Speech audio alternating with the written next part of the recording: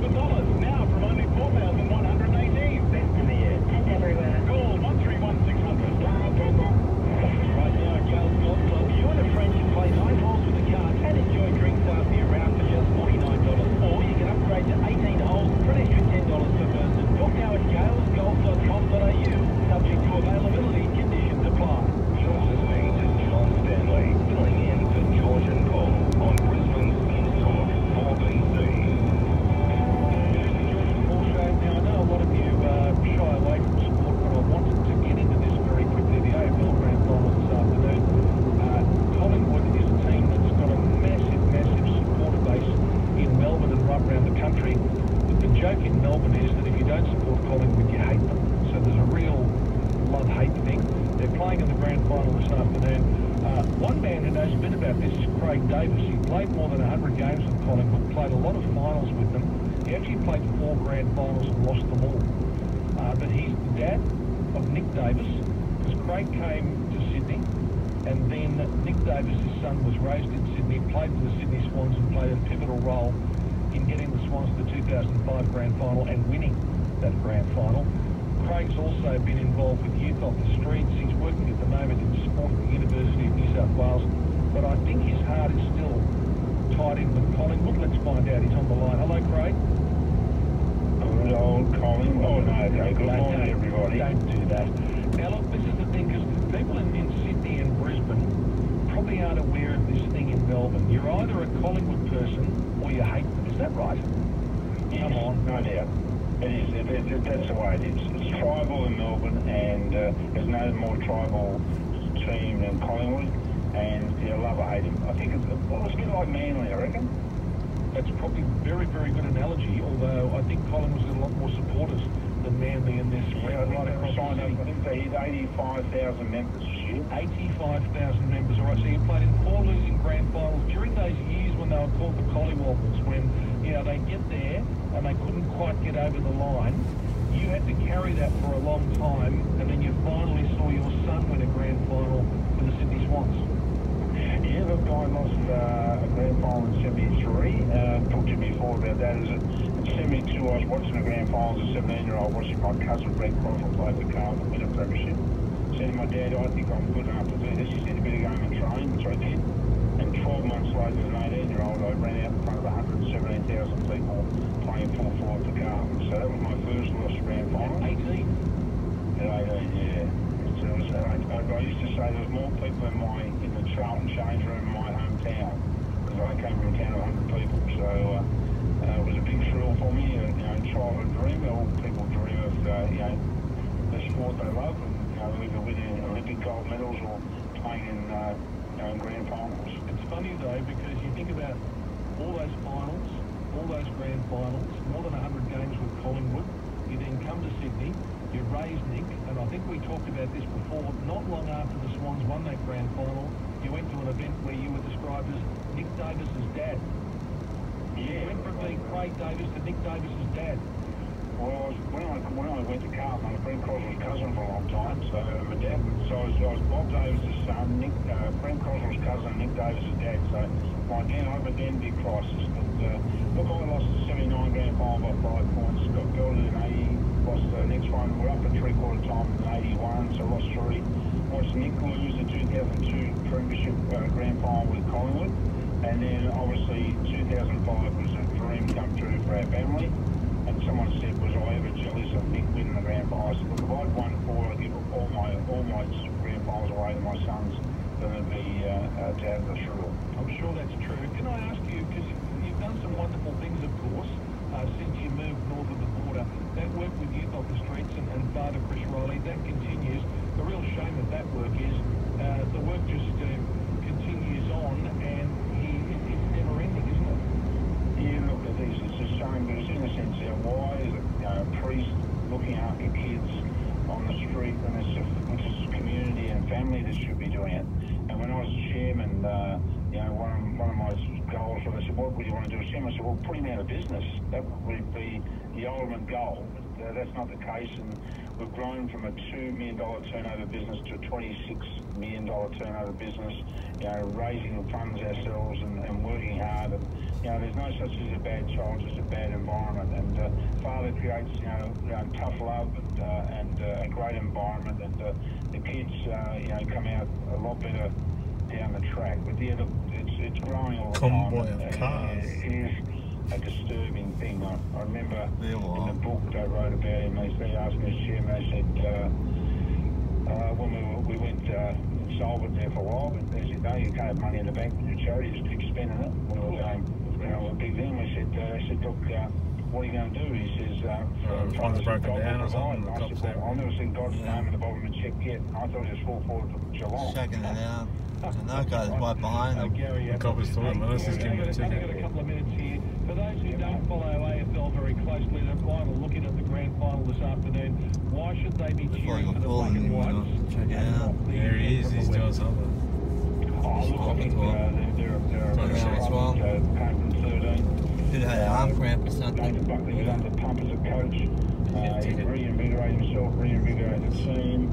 And I think that they've won over a lot of hearts of non-Collingwood people. And I think that it's a Victorian game. So let's West Australia won enough. Let's Collingwood have one, and it'll be a great grand final in front of 100,000 people. And I can't wait to see it and celebrate a black and white victory. Well, great to talk to you again, Craig.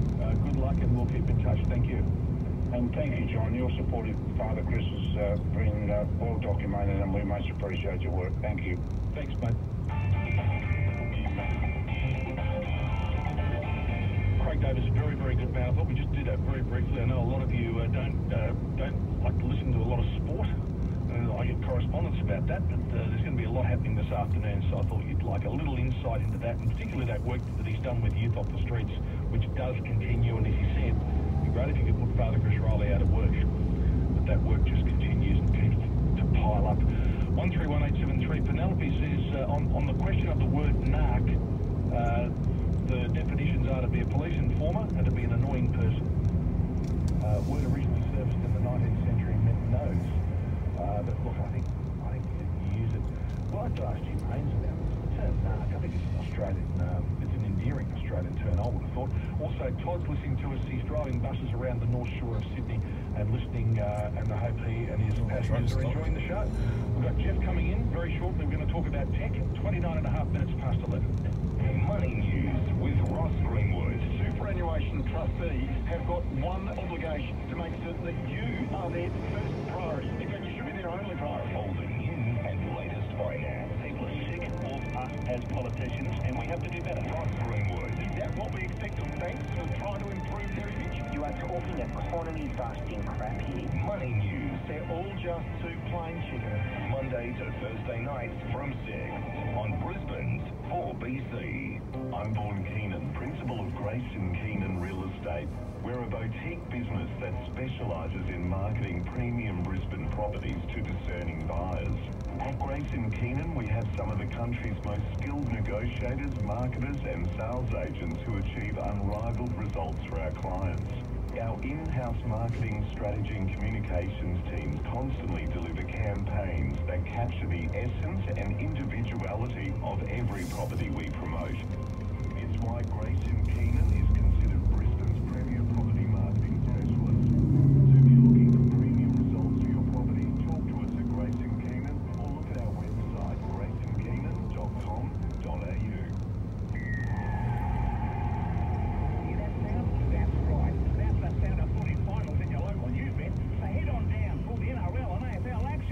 Every game with your mates and bet live on the widest range of futures and match markets. There'll be NRL and AFL game day specials on every finals match. Available via Tappy, easiest way to bet in cash. So for atmosphere, that's the closest thing to being there. Soak up the footy finals at your local. You bet. Gamble responsibly. Gambling help 1-800-858-858. G'day, rugby league player Corbin Sims here. Check out these amazing deals on right now at Downtown Toyota. Australia's best-selling car is back at Downtown Toyota, and it's tougher than ever. It's the all-new Toyota Hilux, the perfect companion to get the job done right. So organise a test drive of the all-new Hilux today at Downtown Toyota. Go see my mates at Downtown Toyota, Wynnum Road, Morningside or Tingle Road, Wynnum. And tell them Corbin sent you.